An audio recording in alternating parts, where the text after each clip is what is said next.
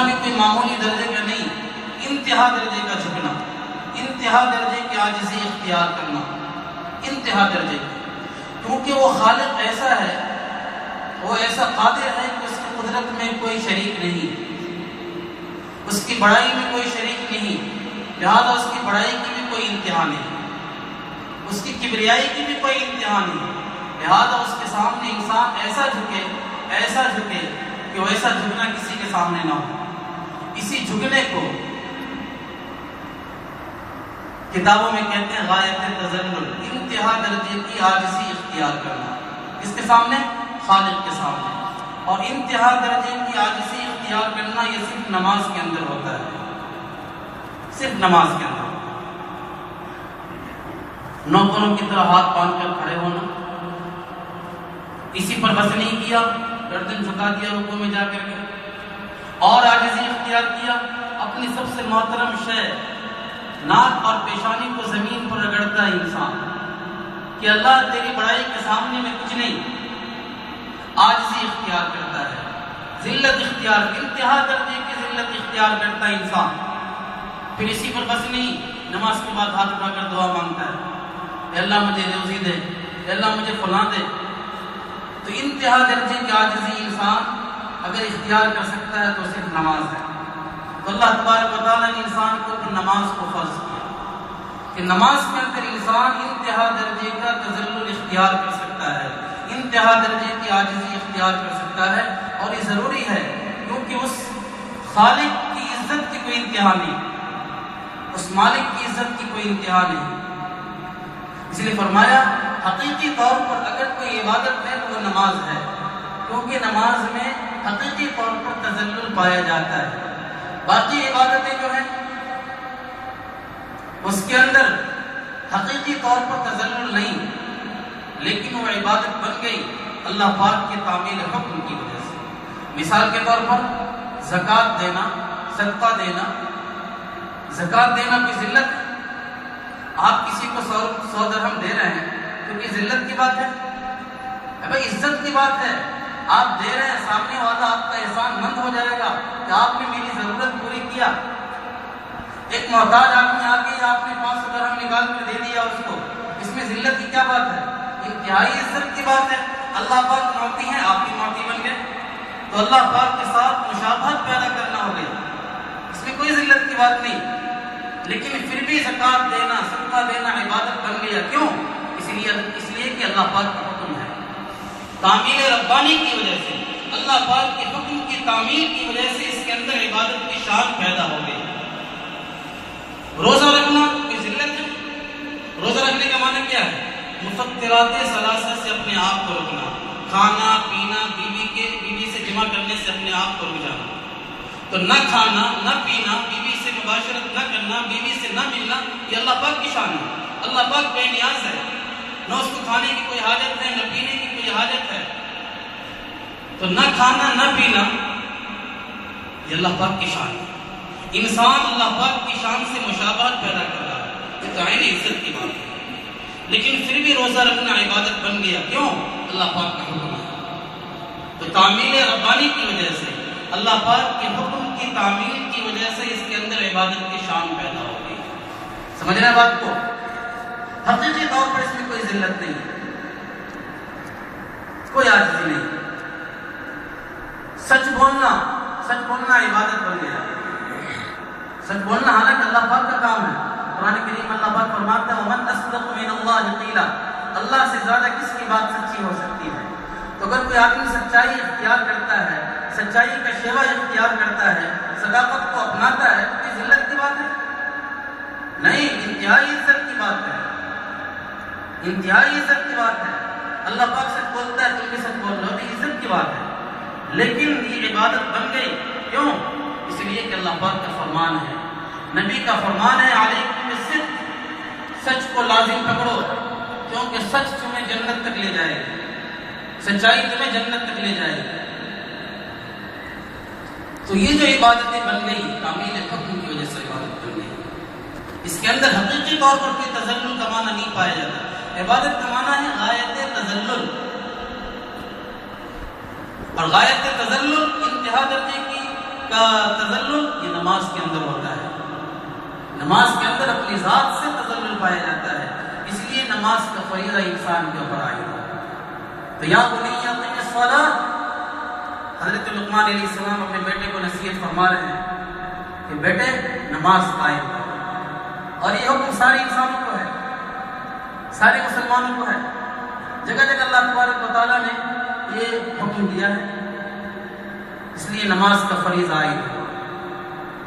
اور یہ نماز صرف ہم پر اور آپ پر فرض نہیں ہے دوستو، ہم پر اور آپ پر فرض نہیں ہے، ساری انسانیت کے اوپر، ساری مخلوقات کے اوپر اللہ تبارک و تعالیٰ نے نماز کو فرض قرار دیا ہے. جس طریقے سے ہماری اور آپ کی حقیقت جامعہ ہے کہ ہم نے کائنات کے نمونوں کو بھی اپنے اندر جمع کر لیا ہے اور خالق کائنات کے نمونوں کو بھی جمع کر لیا ہے، اسی طریقے سے ہماری عبادت یعنی نماز بھی جو ہے انتہائی جامع عبادت ہے. ایسی عبادت ہے جس کے اندر ساری مخلوقات کی عبادت اس کے اندر شامل ہے. اللہ پاک فرماتے ہیں کل قد علم صلاته وتسبیحہ، ہر چیز کو اللہ تبارک و تعالیٰ نے نماز بتا دیا ہے. انہوں نے اپنے نماز کو جان لیا ہے لیکن انسان کو پتہ نہیں ہے.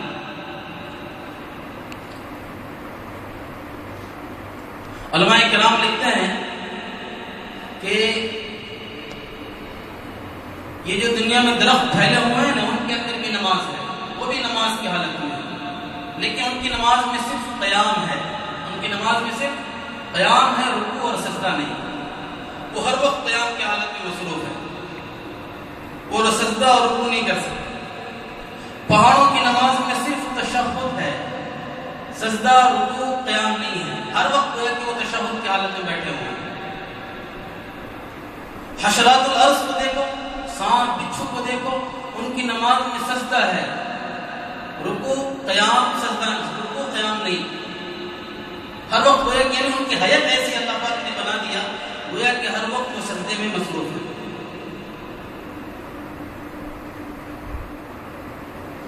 فرشتوں کی نماز میں سب بندی ہے.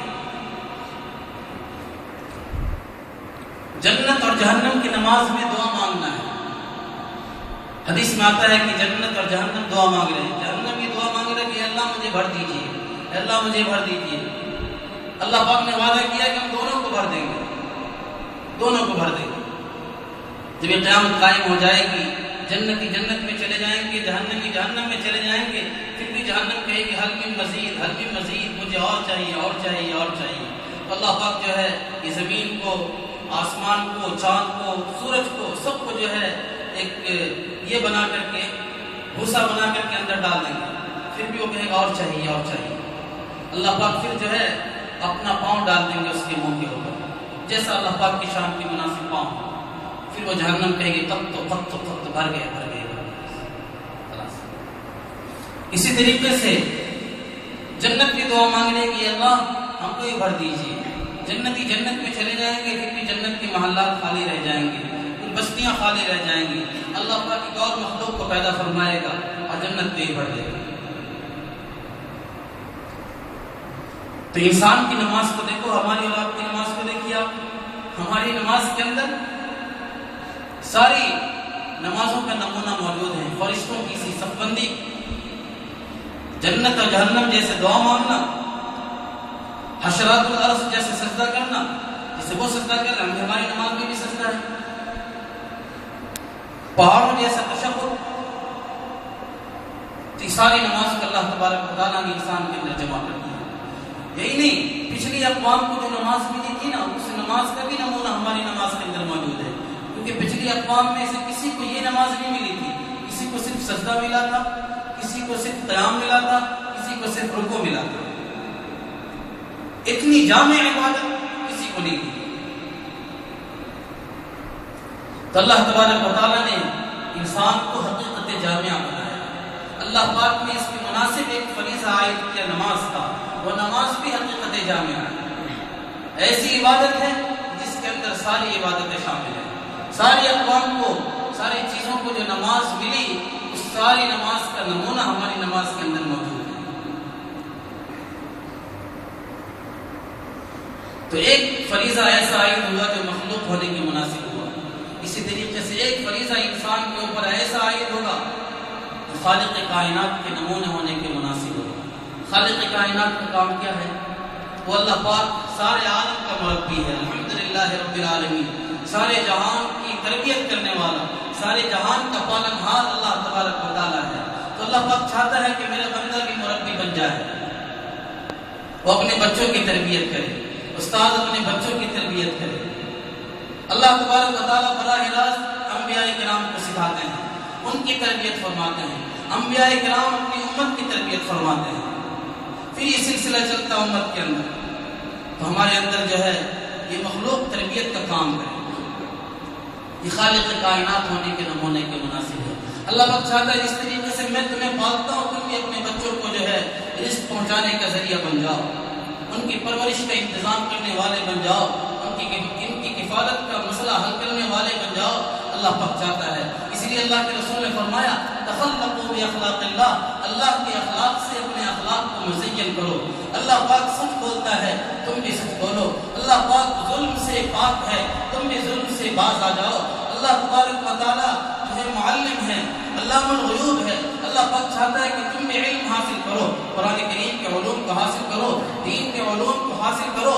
اللہ پاک جو ہے خالق کائنات ہے، اللہ پاک نے انسان کو اپنا خلیفہ بنایا ہے، خلیفہ بنایا ہے۔ قرآن کریم کی آیت کو پڑھیے جس کے اندر حضرت آدم علیہ السلام کی تاریخ کو اللہ نے بیان کیا، وَإِذْ قَالَ رَبُّكَ لِلْمَلَائِكَةِ إِنِّي جَاعِلٌ فِي الْأَرْضِ خَلِيفَةً، اللہ پاک نے جب فرشتوں سے کہا تھا کہ میں زمین کے اوپر اپنا خلیفہ بنانا چاہتا ہوں، فرشتوں نے اعتراض کیا تھا کیوں آپ ایسے انسان کو پیدا فرمائیں گے جو زمین کے اوپر فساد مچائیں گے، خون خرابہ کریں گے؟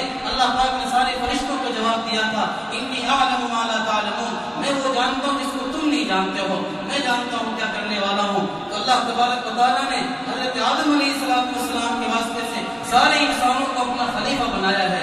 خلیفہ کا معنی ہے کہ جو اپنے اس کا جو ہے جس نے اس کو خلیفہ بنایا اس کے کام کو کرے۔ تو کیا اللہ پاک کا کام ہے عبادت کرنا؟ اللہ پاک کا کام ہے عبادت کرنا؟ ہم عبادت کے اندر خلیفہ بن گئے؟ نہیں، اللہ پاک کا سب کام عبادت کرنا نہیں ہے۔ اللہ پاک کیوں عبادت کرے گا؟ وہ کیوں عاجزی اختیار کرے گا؟ وہ کیوں ذلت اختیار کرے گا؟ وہ خالق کائنات ہے، وہ ایسا قادر ہے کہ اس جیسا کوئی نہیں، اس کی خدائی میں کوئی شریک نہیں، اس کی بڑائی میں کوئی شریک نہیں، وہ یکتا ہے، وہ صمد ہے، وہ بے نیاز ہے، وہ عاجزی سے بے نیاز ہے، تذلل سے بے نیاز ہے۔ اس کا کام عبادت کرنا نہیں ہے، ہمارا کام عبادت کرنا ہے۔ تو عبادت کرنا یہ اللہ پاک کی خلافت کے مناسب نہیں ہے، کیونکہ اللہ تبارک و تعالیٰ جو ہے عبادت سے پاک ہے۔ تو اللہ پاک نے حضرت آدم علیہ السلام کو خلیفہ کس چیز میں بنایا؟ نہیں، اللہ پاک نے عبادت کو خلیفہ نہیں بنایا، اپنی خلافت میں خلیفہ بنایا۔ ان کاموں میں اللہ پاک نے ان کو اپنا خلیفہ بنایا کہ انسان کی ہدایت کا انتظام کرو، ان کے لیے ہادی بن جاؤ، ان کے لیے رہبر بن جاؤ، ان کو راہ راست پر لانے والے بن جاؤ، ان کی تربیت